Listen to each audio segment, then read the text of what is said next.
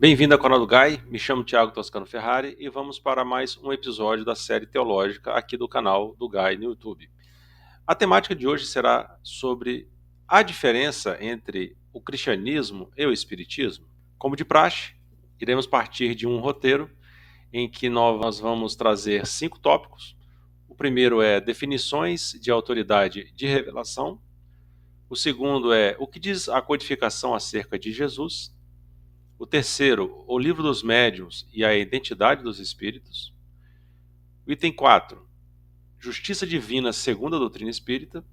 E o item 5, o ensino moral de Jesus versus os dogmas criados pelos homens. Como sempre, trazemos uma frase que inicia o nosso trabalho. É uma frase de Leon Denis, que é o apóstolo do Espiritismo, continuador de Kardec, e diz assim: o Espiritismo não dogmatiza, não é nenhuma seita, nem uma ortodoxia, mas uma filosofia viva, aberta a todos os espíritos livres, filosofia que evolve, que progride, não impõe nada, propõe. O que propõe apoia fatos de experiência e em provas morais.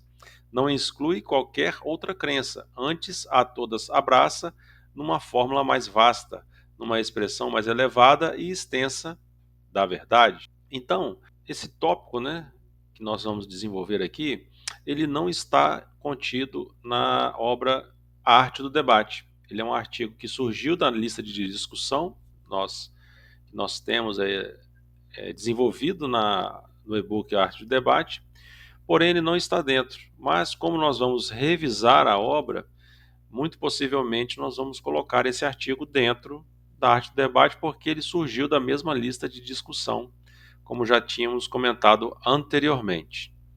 Vamos para o primeiro tópico: definições de autoridade de revelação. Então surgiu esse questionamento nessa lista de discussão sobre que os cristãos autenticam Jesus Cristo como a autoridade em revelação e, com base nisso, concordariam em reconhecer que todo aquele que cumpre este requisito é cristão? Apenas a título de hipótese, o Espiritismo reconhecer oficialmente essa autoridade, e isso for provado, seriam eles coerentes com a afirmação que reconheceria o Espiritismo como cristão? Então, esse é o tópico que nós desenvolvemos, e na introdução desse artigo nós trazemos uma reflexão sobre a questão de autoridade de revelação. Nós fomos buscar elementos na ciência, nós fomos trazer também, dentro de livros sagrados, como a própria Bíblia e a codificação espírita, uma filosofia, ciência e moral, em que nós observamos a progressão da revelação divina ante a humanidade. Logo na introdução do Evangelho segundo o Espiritismo, nós temos a assertiva de que o eterno Deus e Criador, Pai de todos nós, ele vem progressivamente trazendo as revelações à humanidade nesse sentido, e nós observamos que na primeira revelação de Moisés veio os 10 mandamentos e as 613 determinações da lei mosaica, que são chamadas de mitzvot pelos judeus e que eles seguem restritamente até os dias atuais. E nós observamos também que depois da vinda de Jesus, que é o código moral, estabelecido no Novo Testamento, ao qual serviu de base, inclusive, para que Kardec desenvolvesse o Evangelho segundo o Espiritismo, que não é outro evangelho, mas o mesmo evangelho canônico dos 3 sinóticos e o Evangelho de João, que tratam exclusivamente da vida de Jesus. É a autobiografia de Jesus. E os outros livros, que são as epístolas, e demais livros que compõem o Novo Testamento, dos 27 livros, foram o desenvolver dessa perspectiva da vida de Jesus. E essas questões que nós trouxemos aqui nesse primeiro tópico foram reflexões que nós fizemos que, se o Espiritismo, nesse caso, ele reconhecer de fato a autoridade de Jesus como revelação, como ele assim o faz na introdução do Evangelho segundo o Espiritismo, logo no primeiro capítulo, nós vamos entender que, por autoridade de revelação, Jesus, sendo do Novo Testamento, e dos Espíritos, sendo do que corresponde à revelação da doutrina, também se baseiam nessa terceira revelação. Vamos para a nossa segunda observação. Também dizem que os espíritas autenticam os espíritos como autoridade em revelação. Quando declaram isso, entende-se que qualquer coisa que venha dos espíritos assume autoridade para o espiritismo? Boa questão levantada. Ainda dentro desse ponto, sugerem os demais cristãos que o espiritismo coloca o ensino dos espíritos acima do de Jesus. Então aqui nós temos duas perguntas em que nós iremos já de pronto responder antes de entrar na obra Obras Póstumas, que Kardec vai trazer sobre a perspectiva do estudo da personalidade de Jesus. Então aqui nós entendemos que todos os espíritos que se manifestam para a doutrina, quando nascente para Kardec, se configuravam como verdades. Bom, quando vamos pesquisar a obra O Livro dos Médiuns, nós percebemos que ali, logo na parte final, em que Kardec traz as mensagens autênticas e as mensagens apócrifas, ele se baseou no exame criterioso e não se iludia acerca dos nomes vultosos que assim recebia das mensagens, mas antes examinava todas elas, fazendo com que houvesse ali uma avaliação se aquela mensagem era realmente autêntica. Então, partindo desse princípio, os ensinos dos Espíritos não estariam acima dos ensinos de Jesus. Por quê? Porque os ensinos dos Espíritos, eles complementam o que Jesus havia prometido em João capítulo 14, 16, da vinda do Consolador prometido. Então, nós sabemos que não poderia se configurar, e não sendo o tema em que nós vamos aprofundar nesse estudo de hoje, em que houvesse a superioridade dos ensinos dos Espíritos acima da autoridade de Jesus, que foi quem anunciou a sua vinda. Partindo agora para a codificação, no que diz respeito ao nosso segundo tópico, que nós vamos tratar do que diz a codificação acerca de Jesus, existe um capítulo, né, em que Kardec desenvolve o estudo sobre a natureza do Cristo, no seu primeiro tópico, sobre as fontes das provas sobre a natureza do Cristo. Vamos apenas trazer um destaque nessa obra, Obras Póstumas. Assim diz Kardec: nada tendo ele escrito, seus únicos historiadores foram os apóstolos que, tampouco, escreveram coisa alguma quanto o Cristo ainda vivia. Nenhum historiador profano, seu contemporâneo, havendo falado a seu respeito, nenhum documento mais existe, além dos evangelhos, sobre a sua vida e a sua doutrina. Aí somente é que se há de procurar a chave do problema. Todos os escritos posteriores, sem a exclusão dos de Paulo, são apenas, e não podem deixar de ser, simples comentários ou apreciações, reflexos de opiniões pessoais, muitas vezes contraditórias, que, em caso algum, poderiam ter a autoridade da narrativa dos que receberam diretamente do mestre as instruções.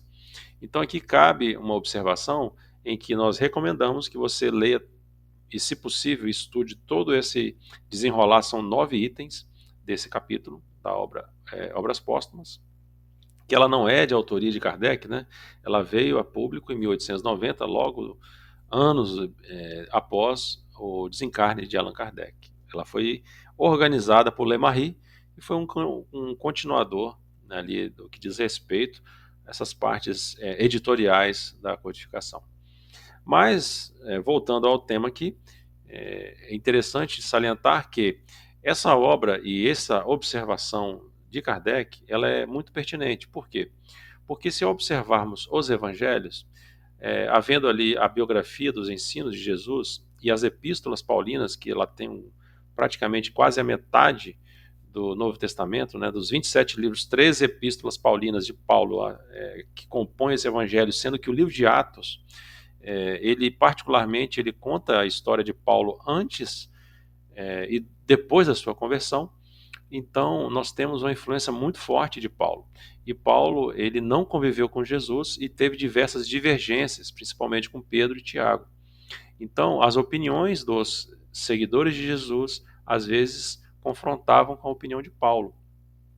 E apesar dele ter sido o apóstolo dos gentios e ter sido um grande estandarte da divulgação, né, do cristianismo primitivo, houve ali ideias que ele trouxe ao cristianismo que, muito embora Jesus não tenha trazido, né? É isso que Kardec está pontuando aqui. Em partindo aqui para o nosso terceiro tópico, sobre o livro dos médiuns, aquela questão que nós levantamos, né? Todo o espírito que se manifesta, ele tem essa particularidade de nós termos, apesar de ser apresentado um nome, dar o devido valor sem examinar a mensagem? Então Kardec vai esclarecer no livro dos médiuns, né? Então, nesse terceiro tópico dos livros dos médiuns, a identidade dos espíritos, na segunda parte do capítulo 24, da identidade dos espíritos, das provas possíveis de identidade, tem um item, né, especificamente chamado o item 268, das questões sobre a natureza e a identidade dos espíritos. São 28 itens, questões que Kardec pergunta e os espíritos respondem. Nós não trouxemos todas, trouxemos apenas algumas para as nossas reflexões. A primeira delas é: por que sinais se pode reconhecer a superioridade ou inferioridade dos espíritos? Respondem os espíritos: pela linguagem, como distinguis um doidivanas de um homem sensato. Já dissemos que os espíritos superiores não se contradizem nunca e só dizem coisas aproveitáveis. Só querem o bem, que lhes constitui a única preocupação. Os espíritos inferiores ainda se encontram sob o influxo das ideias materiais. Seus discursos se ressentem da ignorância e da imperfeição que lhes são características. Somente aos espíritos superiores é dado conhecer todas as coisas e julgá-las desapaixonadamente. Então aqui Kardec já coloca de antemão um conceito que é comum no meio e movimento espírita, de que devemos analisar o conteúdo da mensagem, perceber nela a moralidade, sabendo de que os espíritos superiores eles têm uma linguagem mais séria, clara e objetiva, sem falsear novos conceitos ou quaisquer ideias que venham contradizer o próprio ensino da codificação. Partindo da segunda questão, Kardec pergunta: a ciência é sempre sinal certo de elevação de um espírito? Algo interessante a desenvolver, em que os espíritos respondem: não, porquanto, se ele ainda está sob a influência da matéria, pode ter os vossos vícios e prejuízos. Há pessoas que neste mundo são excessivamente invejosas e orgulhosas. Julgais que apenas o deixam, perdem esses defeitos? Após a partida daqui, os espíritos, sobretudo, os que alimentam paixões bem marcadas, permanecem envoltos numa espécie de atmosfera que lhes conserva todas as coisas más de que se impregnaram. Esses espíritos semi-imperfeitos são mais de temer do que os maus espíritos, porque, na sua maioria, reúnem a inteligência, a astúcia e o orgulho. Pelo pretenso saber de que se jactam, eles se impõem aos simples e aos ignorantes, que eles aceitam sem exames e as teorias absurdas e mentirosas.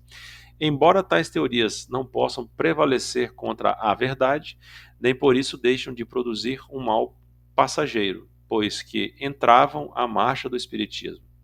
E os médiuns voluntariamente se fazem cegos sobre o mérito do que lhes é comunicado. Esse é um ponto que demanda grande estudo da parte dos espíritos esclarecidos e dos médiuns. Para distinguir o verdadeiro do falso, é que cumpre se faça convergir toda a atenção. Então aqui nós observamos, nesse comentário dos espíritos, em resposta a Kardec, alguns pontos interessantes que vamos desenvolver. O primeiro deles é que os espíritos levianos, que é uma categorização dos espíritos imperfeitos, eles têm um caráter e nós observamos que existe uma linguagem empolada, uma linguagem rebuscada e que, se não houver uma atenção, a gente não consegue perceber o engano. Então, partindo desse princípio, não somente dos espíritos desencarnados para nós que estamos ali encarnados, mas também entre nós, encarnados, existem as ideias falsas, em que o movimento espírita pode estar sendo também impregnado dessas ideias. Então nós observamos que essa é uma advertência singular que precisamos estar atentos para distinguir do verdadeiro do falso. Então o exame sério precisa ser feito. Destacamos a quinta questão, em que Kardec pergunta: assim, quando o espírito protetor diz ser São Paulo, por exemplo, não é certo que seja o espírito mesmo ou a alma do apóstolo que teve esse nome? Vem a resposta dos espíritos: exatamente, porquanto há milhares de pessoas às quais foi dito que tem por anjo guardião Paulo, ou qualquer outro. Mas que vos importa isso, desde que o Espírito que se vos protege é tão elevado quanto São Paulo. Eu já o disse, como precisais de um nome, eles tomam um para que possais chamar e reconhecer, do mesmo modo que tomais os nomes de batismo para vos distinguirdes dos outros membros da vossa família. Podem, pois, tomar igualmente dos arcanjos Rafael, Miguel, etc., sem que daí nada demais resulte. Acresce que, quanto mais elevado é um espírito, tanto mais dilatada é a sua irradiação. Segue-se, portanto, que um espírito protetor de ordem muito elevada pode ter sob sua tutela centenas de encarnados. Entre vós, na terra, há notários que se encarregam dos negócios de 100 e 200 famílias. Por que havereis de supor que menos aptos fôssemos nós, espiritualmente falando, para a direção moral dos homens, do que aquele o são para a direção material de seus interesses? Então aqui vai se desenvolvendo a narrativa de Kardec em perguntas e respostas, e trouxemos essa questão por quê? Porque nós percebemos que a espiritualidade, às vezes, no momento em que se evoca um espírito e que se vem outro em seu lugar, e que se lhe atribui como se aquele fosse de sua própria identidade, sabemos que aquele pode ter sido enviado, já que ele não pôde estar presente.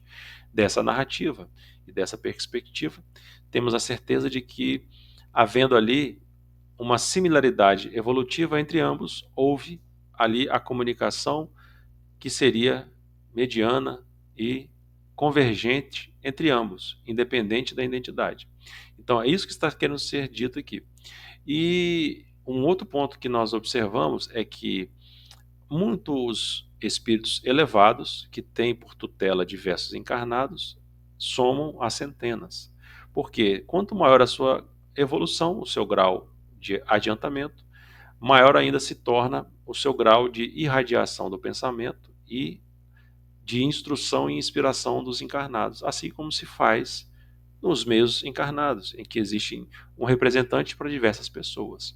Nesse sentido, que a espiritualidade responde de forma bem objetiva e direta. Partindo aqui para o item 14, então pergunta Kardec: podendo alguns espíritos enganar pela linguagem de que usam, segue-se que também podem, aos olhos de um médium vidente, tomar uma falsa aparência? Respondem os espíritos: isso se dá, porém, mais dificilmente. Todavia, só se verifica com um fim que os próprios espíritos maus desconhecem. Eles então servem de instrumentos para uma lição. O médium vidente pode ver espíritos levianos e mentirosos, como outros os ouvem ou escrevem sobre a influência deles. Podem os espíritos levianos aproveitar-se dessa disposição para enganar por meio de falsas aparências. Isso depende da qualidade do espírito do próprio médium. Então, existe essa possibilidade, assim como muitos de nós espíritas ouvimos do meio cristão e protestante, católico, de que Paulo, havia dito que o espírito maligno, se transfigura em um anjo de luz para nos enganar. Isso, de certa forma, não é de fato uma inverdade, mas uma intuição do que eles viveram na época apostólica, em que havia a indução de que eles recebiam essas manifestações e eles tinham que distinguir o que era de fato um espírito que ali estivesse na manifestação deles, naquela propagação do evangelho, e aqui trazendo para já a doutrina essa assertiva de que essa forma de atuar do médium, seja através da evidência, através da audiência, para distinguir o bem do mal, para não ser levado ao engano. Então, partindo aqui para o quarto tópico da nossa abordagem, nós temos aqui sobre a justiça divina segundo a doutrina espírita. Então, nós colocamos aqui que questionam os defensores dessa ideia de que o cristianismo e o espiritismo divergem entre si. É colocado para nós: sendo que o espiritismo diz que a reencarnação tem como objetivo, além da evolução moral, entre outras coisas, a reparação dos atos cometidos em vidas passadas, então existe injustiça na visão espírita? Pois, se o que acontece referindo apenas às coisas ruins são por merecimento, então não existe injustiça no mundo. Até as maiores atrocidades, tais como os holocaustos, assassinatos, guerras, enchentes, etc., cometidas, as vítimas as merecem. Parece, se for assim, bastante impiedoso. Então, olha só que questão interessantíssima. Isso é diversamente apresentado sobre diversos prismas, como que se tudo o que houvesse de ruim fosse consequência única e exclusivamente da lei de causa e efeito. Mas sabemos que existem casos e casos. Então, havendo assim diversas ocorrências na vida cotidiana de quem quer que seja, em que, dependendo da atitude da pessoa, ela colhe aquilo que planta na vida presente, ou lhe vem uma circunstância em que não há uma explicação na vida atual, podendo ter as causas das aflições e vindas anteriores, não haveria injustiça nessa perspectiva. Por quê? Porque a lei da semeadura nos permite plantar o que nós quisermos, mas imputa a nós colhermos aquilo que plantamos. Claro que atenuados pela lei da misericórdia, porque o Criador não cobra a cada um diante daquilo que praticou, mas aquilo que poderá aprender diante de uma circunstância em que ele está sendo colocado para se reeducar moralmente. Então, se foi um pai imprevidente, filhos difíceis vêm até você para que você não seja punido na sua imprevidência como filho na vida anterior, mas que você possa aprender a ser um bom pai, sabendo fazer ao seu filho aquilo que você não retribuiu ao seu pai anterior. Essa é a perspectiva reencarnatória. Mas é uma questão interessante, que na parte segunda do Livro dos Espíritos, no capítulo 4, da pluralidade das existências sobre a justiça da reencarnação. Na questão 171, pergunta Kardec: em que se funda um dogma da reencarnação? Segue a resposta dos Espíritos: na justiça de Deus e na revelação, pois incessantemente repetimos: o bom pai deixa sempre aberta a seus filhos uma porta para o arrependimento. Não te diz a razão que seria injusto privar para sempre da felicidade eterna todos aqueles de que não dependeu a o melhorarem-se? Não são filhos de Deus todos os homens? Só entre os egoístas se encontram a iniquidade, o ódio implacável e os castigos sem remissão. Então aqui é colocada uma questão muito interessante. Qual é o objetivo da reencarnação? Reeducação moral, aprendizado e, muito aqui peremptório, é que não há castigo eterno. Nós somos frutos das nossas escolhas e isso é invariavelmente para todos. A lei é equitativa e ela é igualitária para todos. Não há aqui benefício em uma determinada crença em alguma religião, ou até mesmo que haja aqui uma preleção dos que se serão salvos daqueles que serão perdidos. Aqui há uma partida em que nós somos criados simples e ignorantes, rumo à perfeição. Nesse transcurso das encarnações, nós somos um único ser, um único espírito, em que em diversas vidas e encarnações temos a capacidade de desenvolvermos as nossas potencialidades. Então, ainda pegando o gancho daquela primeira questão sobre as injustiças, na parte terceira do capítulo 6 da Lei de Destruição, sobre os flagelos destruidores, a questão 738b, pergunta e questiona Kardec: mas nem por isso as vítimas desses flagelos deixam de ser. Aí vem a resposta dos Espíritos: se considerasseis a vida qual ela é e quão pouca coisa representa com relação ao infinito, menos importância lhe daríeis. Em outra vida, essas vítimas acharão ampla compreensão aos seus sofrimentos, se souberem suportá-los sem murmurar. Segue o comentário de Kardec. Venha por um flagelo a morte ou por uma causa comum, ninguém deixa por isso de morrer, desde que haja soado a hora da partida. A única diferença em caso de flagelo é que maior número parte ao mesmo tempo. Se pelo pensamento pudéssemos elevar-nos de maneira a dominar a humanidade, a abrangê-la em seu conjunto, esses são terríveis flagelos, não nos pareceriam mais do que passageiras tempestades no destino do mundo. Então aqui, essa lei de destruição compete a cada um de nós o estudo e a meditação. Porque até mesmo nas calamidades existe um resgate coletivo, que podemos entender assim, de caso a caso, e ainda existe uma coisa muito importante que acontece, que é o desenvolvimento da fraternidade. Diversas tragédias trazem para nós, através do seu impacto, diversas nuances que devemos observar. Primeiro, que existe uma mobilização global, de diversas formas em ajudar. Então, desperta em nós um sentimento de fraternidade. Segundo, nós temos ainda que entender que, estando nós capacitados pela inteligência, podemos evitar certas circunstâncias naturais, tais como os terremotos. Temos a certeza de que cidades preparadas, elas podem suportar certas vibrações, até um certo limite. Então, pelo desenvolvimento da engenharia e da própria inteligência humana, podemos atenuar os impactos dessas causas. E aí, nós trouxemos a Bíblia de Jerusalém, na passagem de Lucas, no capítulo 13, de 1 a 5, sobre os convites providenciais ao arrependimento. E aí segue a narrativa do evangelista.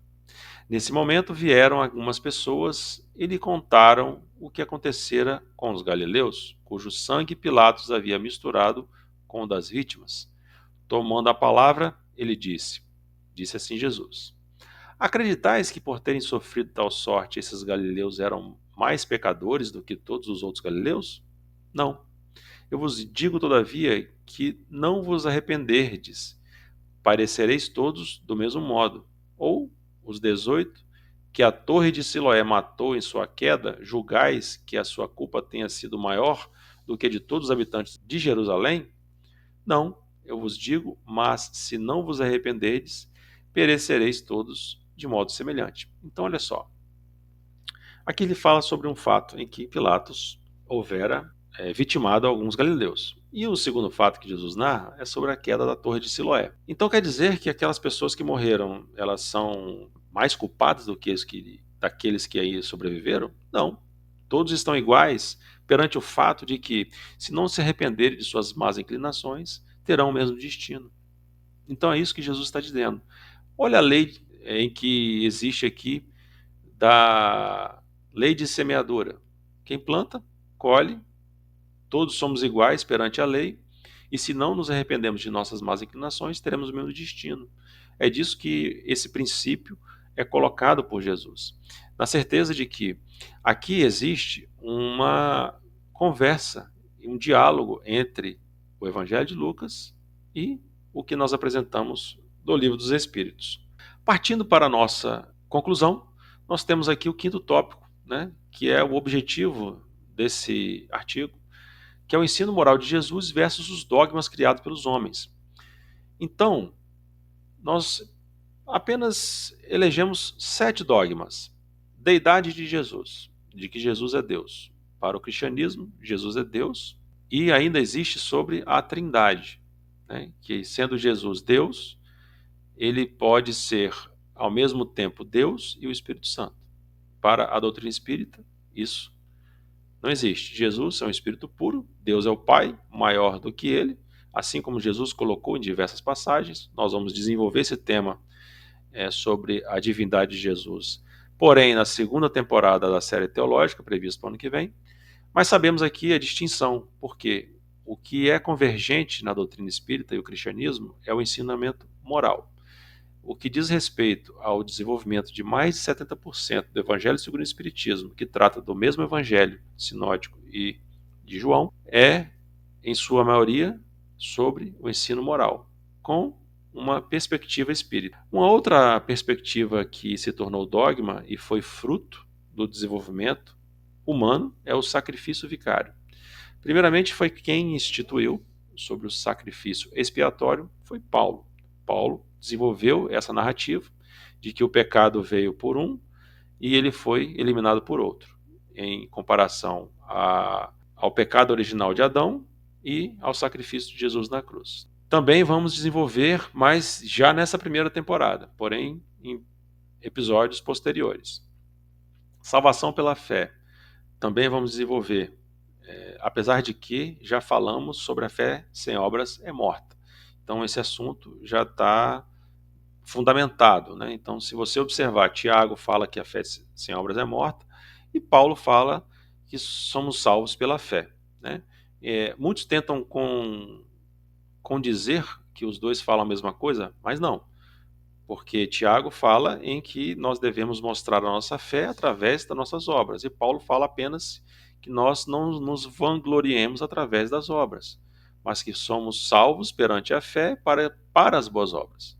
Entretanto, quem fecha o raciocínio é Jesus no capítulo 25 de Mateus, em que ele fala da parábola dos bodes e das ovelhas, em que será dada a cada um segundo as suas obras, no que diz respeito aos atos de caridade para com os pequeninos, ao qual se assemelha a Jesus. Nós desenvolvemos esse tema e entendemos que ele está bastante já fundamentado para o fechamento em episódios posteriores. A virgindade de Maria também vamos desenvolver, porém, em episódios posteriores, que é uma jovem que a narrativa dos evangelhos trazidos sobre essa virgindade de Maria, na concepção do Espírito Santo, para a doutrina espírita, Jesus foi uma pessoa normal, que teve uma relação entre os seus pais e que houver ali um processo natural. A ressurreição da carne, então, vamos tratar sobre reencarnação, ressurreição da carne e ressurreição num aspecto geral.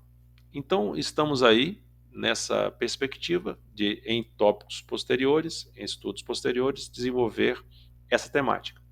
A proibição de consulta aos espíritos, esse aí nós fomos o desenvolvimento do primeiro capítulo. Nós colocamos aí a narrativa de Deuteronômio, capítulo 18, de Moisés e a transfiguração como assuntos convergentes. E as penas eternas, nós vamos tratar posteriormente, né, em que vamos confrontar reencarnação ou penas eternas. Então, dessa forma, nós entendemos que o ensino moral de Jesus ele é convergente em todas as esferas religiosas. Porém, quando entramos nos dogmas, é o que separam, e é que é motivo de discussão e de separação das diversas vertentes cristãs. Então, existe realmente diferença entre cristianismo e espiritismo? No aspecto moral, nenhuma. O problema está nos dogmas estabelecidos por homens. Aí está a diferença. Não só entre o cristianismo e o espiritismo, mas dentro do próprio cristianismo, as diversas vertentes que se dividiram a respeito dos dogmas. Então partimos para a nossa conclusão. Segue o nosso site, nossas redes sociais. Espero que vocês tenham gostado do conteúdo, que vocês possam se inscrever no canal, compartilhar, ativar o sino das notificações, curtir e que vocês possam ter acesso a conteúdos semanais com a publicação em nosso site de artigos, de estudos e também e-books diariamente. Então estamos agora bem atuantes aqui no YouTube e não somente aqui, mas também no nosso site. Meu até logo, até breve e até o próximo conteúdo.